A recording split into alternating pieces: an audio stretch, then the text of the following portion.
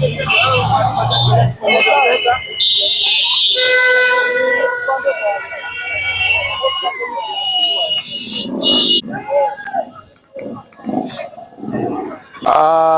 maneno imekuwa hapa imeaffect uchumi yetu ya Luanda hapa.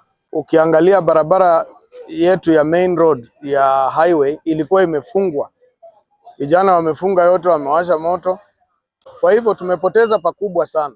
Uchumi yetu ya Luanda imeenda hasara. Alafu ukiangalia kiini ya hii mambo yote, hii maandamano ya bodaboda, ni kitu ambao ilikuwa inatakikana dialogue ifanywe.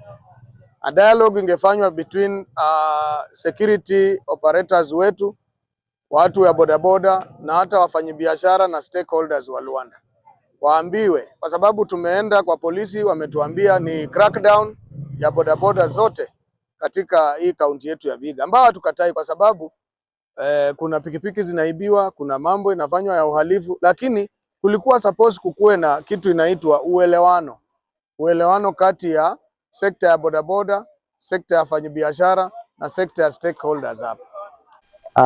Kwa majina ni Maina Peter Ndeche, constituency manager wa Luanda. Na kulingana na ofisi ya Mheshimiwa Dick Maungu, tuna kilaani hicho kitendo ambacho kinaendelea kufanyika hapa Luanda. Kabisa saa hii tumepoteza maisha ya vijana wawili ambao wamekufa kwa umri ambao walikuwa very productive in the society. Na kitu naomba ni kwamba tukuwe na restraint kutoka kwa polisi, hata wakati ambapo wanajaribu kusuluhisha hii msako wasitumie risasi. Na pia wale wa pikipiki nao wakuje kwa polisi waweze kuelewana, kwa sababu wakati tumekuwa kwa polisi tumepata pikipiki 3 ambazo kwa hakika zinaonyesha kwamba hazikupatikana kihalali, kwa sababu pikipiki moja inaonekana kama ziliunganishwa 3.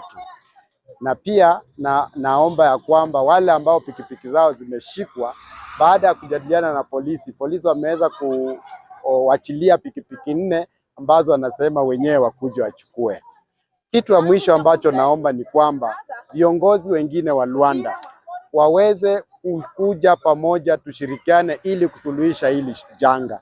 Wasiende kwa mtandao au kushikashifu wengine ama kusema nini, bali waje tumalize hii janga pamoja, kwa sababu inadhuru kila mtu wa Luanda.